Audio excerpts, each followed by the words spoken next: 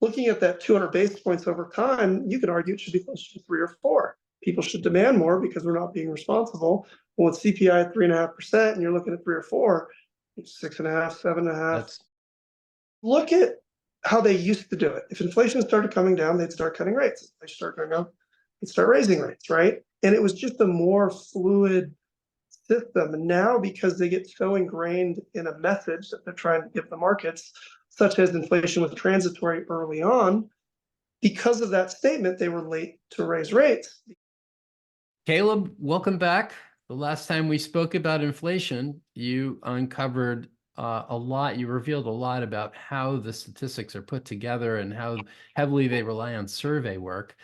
And in the last couple of months, the volatility of the markets has returned around CPI prints as the direction seems to have been reversed slightly, even though this week's CPI came in on the number that was consensus.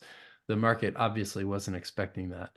So what are some of the developments happening now that we should all be focused on and worried about if there's worry to be had? Yeah, I mean, just start at the beginning. There's 3 numbers I think that people focus on. There's CPI, PPI, and PCE, with core PCE being the Fed's preferred metric, and that's the one that technically they're supposed to do policy on, but they can't ignore CPI and PPI because those are, CPI would be what consumers spend. It's supposed to be a measure. They do what's called the CE survey, the Consumer Expenditure Survey, and it measures the out-of-pocket expenses on average to your average household. It's called a static index. It's updated annually now. That's a new change. It used to be every 2 years. PPI is similar. PCE is business survey, and it's supposed to measure what consumers are spending via looking at businesses, and it has much bigger weighting, such as employer healthcare is included in that. So if you look at the difference in medical care between PCE and CPI, there's a 14.2% difference between the two. It's dramatic, and if you're having medical care pop for whatever reason, say Medicare, Medicaid, are going up at a high rate, that will show up more in the PCE inflation than it will in the CPI inflation. Greenspan actually changed it to PCE back around 2000. And it's really funny, if you Google it, you can find the rant that was captured by the person taking notes about how ridiculous he thought we were using CPI, a survey-based system that's all over the map, to set policy when PCE is more reflective of actual expenses, and it's updated monthly based on weight. So it's real money kind of flowing. So PCE makes a lot more sense. The weights of PCE are debatable and kind of how they're calculated because it's more on the business side and less on the consumer side. So I would argue that housing is probably too low in the PCE survey because it takes into account more of the business side. I would also argue, and I don't think anybody would debate this, that medical services is too low in CPI. And so, they're both important. The Fed talks about both of them. They're pretty adamant that PCE is their preferred metric, but you have to remember Social Security spending is fed off of CPI. So CPI is 10%, everyone that's retired and as their demographics age, that's inflationary because everyone's going to get a raise for the entire year of the last year. And that's part of why inflation begets more inflation. There's and the Fed talks about this all the time, ingrained inflation. One, ingrained inflation because of the way we give raises to government workers. A lot of times it's based on CPI. As I mentioned, Social Security is based on CPI. So there's multiple reasons on why that could flow into different readings that skew things that may not be reality. You could look at housing, which, if you look at Case-Shiller, we haven't gone up all that much. I mean, housing is definitely still trending up, but it's trending up very slowly. Whereas shelter in CPI is still, 5-6%. Well, why is that? It's a survey, right? And anytime you're conducting a survey, you're going to have bias of that. The survey that they actually do, and I talked about this last time, is what could you rent your house for, right? And anybody that purchases a home is never going to say they're going to rent their house for less than their mortgage. And the problem is if you have a 2.5% mortgage and somebody else buys that home that's inflationary, regardless of whether mortgage rates come down, house prices come down, because our baseline's so low. You look at the cost to buy a home, it's somewhere between 120 to 130% higher in nominal dollar terms from 2020. If you look at CPI, it's only up around 25% from that same period. Obviously, there's a big mismatch. Now, people that haven't moved, that locked in a 30-year rate, the only thing that's really gone up for them are insurance and utility bills. So they really haven't seen a ton of inflation because the bulk of their cost is probably in their payment, right? But every time there's a transaction, for whatever reason, it will be inflationary. Like, think how much mortgage rates would have to drop and the house prices would have to drop for that not to turn out to be inflationary, right? Yeah. And that's why. And Go the ahead. weighting in the CPI is how much for this housing component? It's in the high 30s for actual shelter, but if you look at all housing, it's around 44%. And it And relies on the judgment of survey respondents. yeah, I mean, the whole CPI is primarily a survey, right? And even like the shelter one, they used to have a much higher response rate, and they interpolate the data that they don't get responses for. And there's 6 different sectors that they're surveying all the time. They're going through regions, and they just interpolate the rest of the data, you know, because you can't survey everyone. And I would say the survey size is definitely reflective. Like, it should have a pretty accurate reading of what's going on. But if regions are experiencing differences, that could show up too, right? Like, there's a lot of, you know, the Fed has talked about this a lot, sample error and survey error, and relying on data that could not entirely reflect reality is a real issue that they speak about daily. So It is amazing how much of the financial markets and policy hinges on this concept that CPI is inflation, and that the world thinks that this is what inflation is, when different amounts being spent by different parties results in wildly different inflation rates. yeah, 100%. You know, we were talking about this earlier. The way the Fed conducts policy today is so different than they did in history, right? It's so forward guidance based. They don't want to surprise markets, obviously, and it was just a more fluid system. And now, because they get so ingrained in a message that they're trying to give the markets, such as inflation was transitory early on, because of that statement, they were late to raise rates because they didn't want to surprise the market. They didn't want to be perceived as being wrong. And then they went ultra hawkish to where we are matter of factly going to get inflation at 2% and guaranteed 2% or lower. And now they're saying they're going to cut rates, and inflation bottomed in June, CPI we're talking, at around 3%, and it's up to 3.5%, right? And now they've pigeonholed themselves on the other side. And again, it goes back to the survey error and CPI. PTE's actually come down. It's pretty close to the low, except for the last 2 prints on a month-over-month basis, plus 0.3 in February, plus 0.4 in January. You annualize that rate, you're back to 4%, right? Like, these aren't, you know, like they need to be more fluid. I think there's been a lot of talking heads on, you know, some of the major networks talking about how forward guidance and how poorly they predicted what's going to happen, and them relying on a message and then being wrong and not being able to change the message quick enough is creating issues. Yeah. Right? Whether you're like, look at what the stock market's done since October when they soft pivoted, or November, you know, and look at what assets have done. Do they want that? They're creating inflation. Like, we were talking about this early, financial services, you know, it's just AUM essentially is what that is, a lot of that. And if your stock prices are up, that cost goes up, that contributes to PCE, CPI.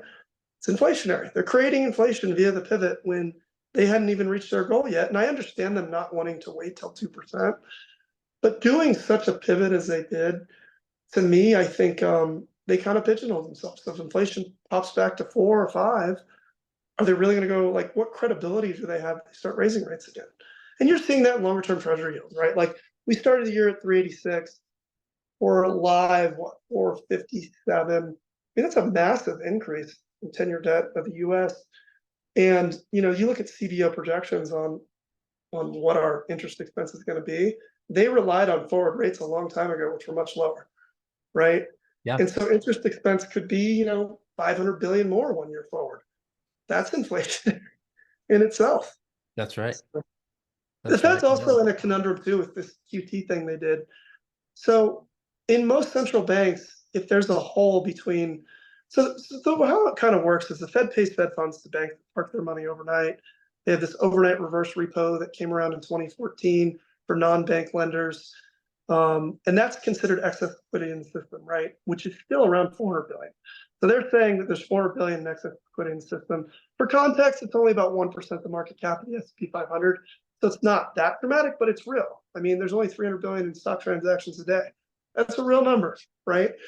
So as that drains out, they're not going to have that extra money sitting there where they're paying this high interest rate, which they lose money on because their portfolio of assets they're generating money on is a coupon of 2.5% or whatever it is, and they're paying out 5.3%.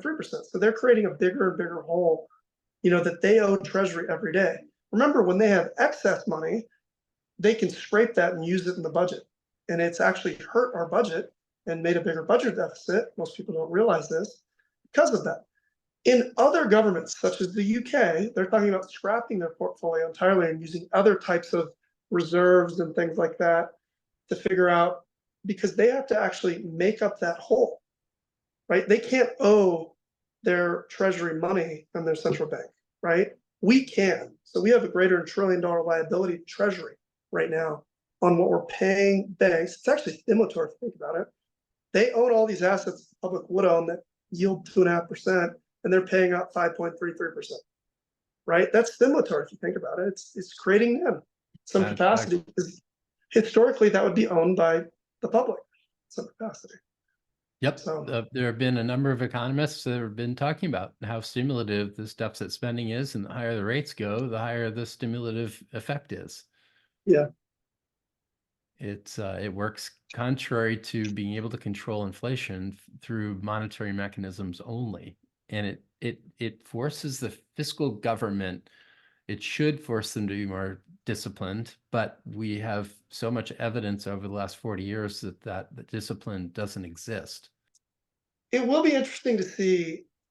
It's funny, you look at these debt to GDP estimates that people put out. A lot of people say we're under 100%. A lot of them disclude non-marketable securities. It's not really reality. It's kind of what the Fed and other people that kind of locked them up own. If you look at our debt to GDP of all outstanding treasuries, we know that our outstanding debt is over 34 trillion. We know that our GDP is 27, 28 trillion. So it's actually a much higher number. We're in a territory that we've never been in. I mean, even if I think we may have briefly gone higher during World War II. I'm not sure of that anymore. We actually might be higher now. No, we're higher than World War II. What's very interesting is after World War II, I have not looked it up to verify it, but I heard that the federal budget declined by 75% from the end of World War II to the low after that, and that was a major contributing factor to paying off the high amount of debt that was that they had incurred. But there was also financial repression during the 40s, where the central bank was holding interest rates well below inflation, which was at times peaking over 10%. And so they were able to debase the currency and reduce the federal deficit, and that wound up federal budget, excuse me, the expenditures, and the productivity of the returning troops to the economy all combined to allow us to pay that debt off quite quickly. Hard to imagine that situation, how it unfolds today. I mean, it's going to be interesting to look at. We have mandatory spending that we can't touch. It's legally written in. If we cut our discretionary budget in half, we would still run a massive deficit. Yeah. It's not like they can negotiate the discretionary side and figure out, like, obviously we could have extreme growth, extreme productivity, AI changes the world. And that's technically in a perfect world where growth goes to 10%. I mean, the problem is that the bigger the hole we dig, the more extreme growth we need to have to get out of the hole, just mathematically. And you hear some of the smartest guys in the world talk about this. They're saying, you need to fix it now. The longer this runs out of hand, And it's going to be painful. And we've learned in this market via QE and things like that and bailouts that there's no responsibility. Like they don't hold accountability. They just bail No everyone out. discipline. No You're not discipline. allowed to lose money. And capital is efficient eventually. And right now we've had some of those powerful companies in the world and they've done very well. So we've kind of lucked out. But there's innovation in other places for whatever reason, and we're no longer the one to use that's going to put us in a tough place, and you could see some, you never would have expected to see hyperinflation. And you can argue that we saw quote unquote hyperinflation during COVID. It wasn't really that bad compared to what it could be though. If you look at other like Turkey and countries like that, even Iran has like 40-50% inflation. We're in a unique place because of our reserve currency status.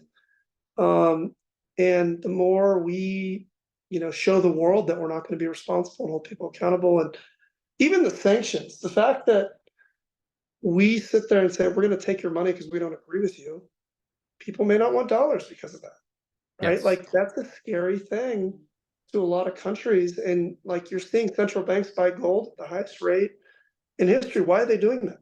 Well, one, there's not a good exchange currency right now. Like China has their own issues, Europe has their own issues. Gold is gold, it's limited supply. And so it's interesting seeing central banks buy something with no interest rate, whatever. And I think they're worried about sanctions, debasement. Like, why would China do this? Well, if they attack Taiwan, what would we try to do? We're not going to pay your treasuries. Yeah. Right. Well, if they own gold, they don't care. They have gold. Right? The argument is that you need buying power to hold interest rates where they are, and that buying power looks like it is getting harder and harder to find the natural source for. Well, so I did something the other day where I looked at our average 10-year rate versus CPI historically. And we got so accustomed, there was a period in time where our 10-year rate traded below the 10-year note. Or sorry, our 10-year note traded below CPI. If you look more historically, like if you look at 1990 to 2007, the 10-year note averaged 288 basis points over CPI. So CPI is 3.5%, roughly 3% higher. You're talking a 6-handle interest rate, right, on 10-year notes. Right now, we're 2 percentage points off that. If you look at the all-time history, which includes the 80s, and it's just 10-year yields minus CPI, that's averaged around 200 basis points. That would say 10-year notes should be 5.5%. But you have to remember, we've had a debt to GDP of 40 to 60% for most of our history until more recently. Jumped post financial crisis between 60 and 80, and more recently has gone in the hundreds. And you would argue that that spread should be tighter if you have a more fiscally responsible government, and wider and a less fiscally responsible government. So looking at that 200 basis points over time, you could argue it should be closer to 3 or 4. People should demand more because we're not being responsible. Well, with CPI at 3.5%, and you're looking at 3 or 4, 6.5, 7.5, even 8. That's and the Jamie argument. Dimon said the other day, we could see an interest rate shock for interest rates hit 10% or 8%. That was the number he used. It's totally plausible because you've seen the chart of debt added to our how quickly our total debt is growing. Brilliant every 100 days. Yeah, and it's really started to move up rapidly on where rates have been stable for a year. And so we're actually, if rates start going up, you could see this asymptotically accelerate from where it already is. And that's where the whole thing breaks down. Think about the mistakes that treasuries has made. When interest rates were low, it's funny, there's an argument that Druckenmiller and I think Yellen had on Twitter. She said that the duration of what we issued actually went higher. And Druckenmiller responded, it's called bond math. When you have a 0% coupon, your duration's longer. And it was funny because they actually shortened the duration of their portfolio over that period, like in terms of tenure, but the actual duration went longer. Bond math. But what's fascinating about the two is now, with interest rates at a however many year peak, 30-year peak or whatever it is, they're issuing the highest amount of bills they've ever issued. Well, what yields the most of anything on the treasury curve right now? Yields the front end.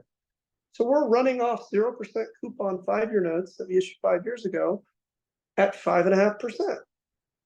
What's that going to do to interest expense? It's going to skyrocket. It's going to go parabolic. And that's what you're seeing in the data now.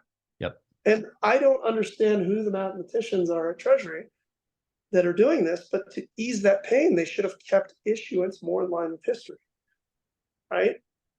So it's fascinating to watch. And yeah, I mean, what happens if we enter a recession and we try to do QE and bail everyone out again? You could have a recession where it's inflationary, Yeah. right? Like that's not a implausible. Typically, recessions create almost deflation in most places. But when you're in our situation where your interest expense is going so insane and people don't want to buy your debt, you could actually see costs go up as people make less. It's a real thing. And especially if the dollar starts to get hammered. We import so many things and we rely on so many other people that we have such a, our currency trades, there's arguments, 10 to 20% on a purchasing power parity basis, rich. If we lose that, that's inflation. You have to pay the real economical value, purchasing power parity. So Caleb, after we look at all of these points that seem to be accelerating, or at least the threat of acceleration is more real today. What do you do as a portfolio manager? What should investors be thinking? How do you protect against the downside and benefit, if at all? Are there going to be any financial assets that benefit, that win in the case that we have a spiraling up of interest expense and debt? Yeah, I mean, there's a couple things going on. One is we are now technically or officially at the longest that the interest rate curve has been inverted, in that front end yields are higher than longer yields. If you're worried about our long-term debt sustainability or rating, parking in shorter term assets and not owning longer term assets could be a solution to that. Yep, we'll reprice as it happens. Yeah, correct. And if inflation does go up and front end yields have to go up, you're not taking a lot of duration risk to capture that, and you're getting paid a lot of money to do it. I guess the other thing to consider is, if you do believe that inflation is coming down, I like bonds here on the front end of the curve. I don't particularly like risk assets here. I think you've had such a run because of Fed expectations with such uncertainty and geopolitical risk. If you're worried about runaway inflation, you could own a bond portfolio plus a commodity portfolio. That could make a lot of sense, right? Because runaway inflation, you should see that in commodities, and commodities have underperformed most assets. and they've begun to move the commodities. Yep. And I think look at gold, it's done.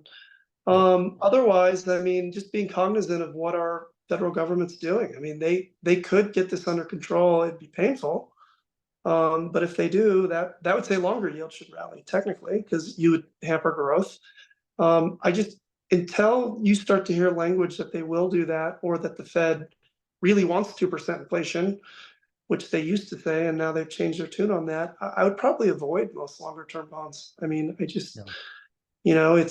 It doesn't seem obvious. The problem is, if interest rates go back to 2%, because they do QE, you'll make a ton of money on that. But the question is, how do we get there? Are we doing QE because we're in a recession? Is that a good thing? Is your dollar worth a lot less because of that? So there's so many moving parts. Financial markets are a puzzle. We're always trying to figure that puzzle out. It's a weird time. We went through a weird time where we gave people a lot of money and they had a lot of savings. Those savings are dwindling, as we have inflation. And I don't think a lot of the data we're getting is reality. And I think you make a good point. It's funny. I do believe that risk assets, equities is a great example, tend to move more with the expectation of rates in response to inflation than outright inflation. If inflation starts moving and the expectation is that the Fed will not be tightening, then stocks can move because they will reflect inflation and benefit from it. But once the interest rate regime looks like it's changing, that's when you get the risk asset sell-off. And we are probably right around there. That's why we had the big decline yesterday. And And so it does strike me we've had a good move in risk assets, and risk assets seem to be much So more. hearing the Fed say that they think their policy has kind of run its course to the economy now, right? I would actually argue that it hasn't. One, you look at interest expense on corporate debt. It's gone down since they started raising rates. Why would Fascinating. that be? It would be because they're getting paid 5.5% on their cash, and they've only had to refi, 5 to 10% of their debt. That's What a building. fascinating statistic. So they're collecting NIM. A lot of these companies are. So it's actually been stimulatory to earnings, as fascinating as that is. Same with households. If you have a mortgage and you're paying, 2.5 to 3.5%, and you could go buy treasury bills at 5.5, wherever they're trading, that's stimulatory to you.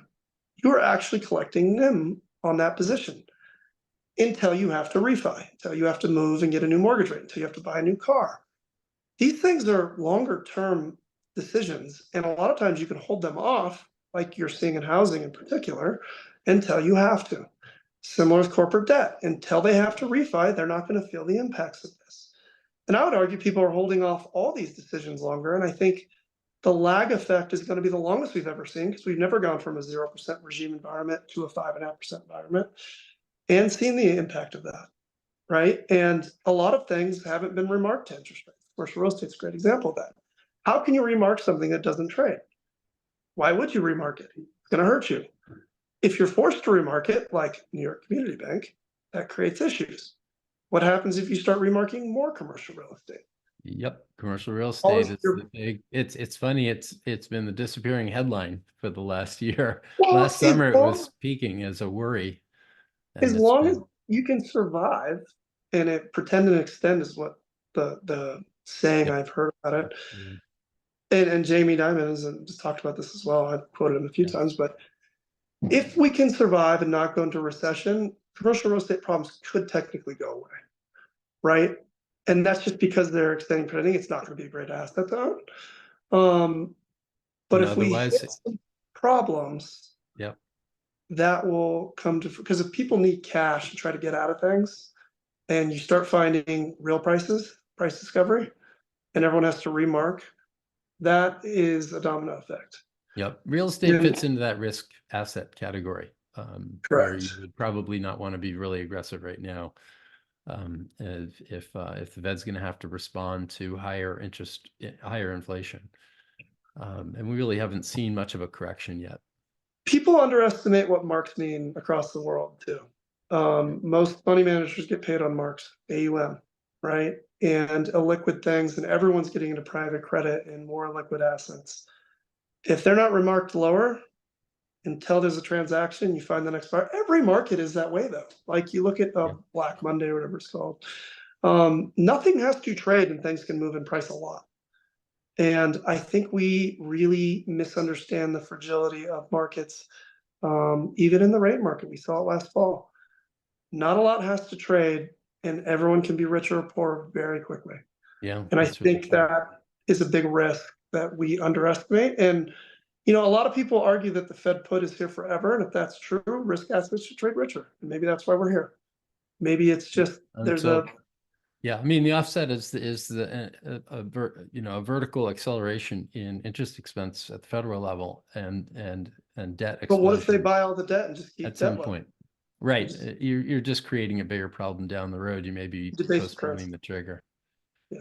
Well, Caleb, thank you very much. It Cool. is it's great to talk again. We'll catch up again in 6 months when all this starts to work its way through more. I bet you Excellent. will have a very different outlook on things in 6 to 12 months. It's my prediction. Excellent. Excellent. Thank you, Cool. Caleb. Talk to you Have a good soon. one.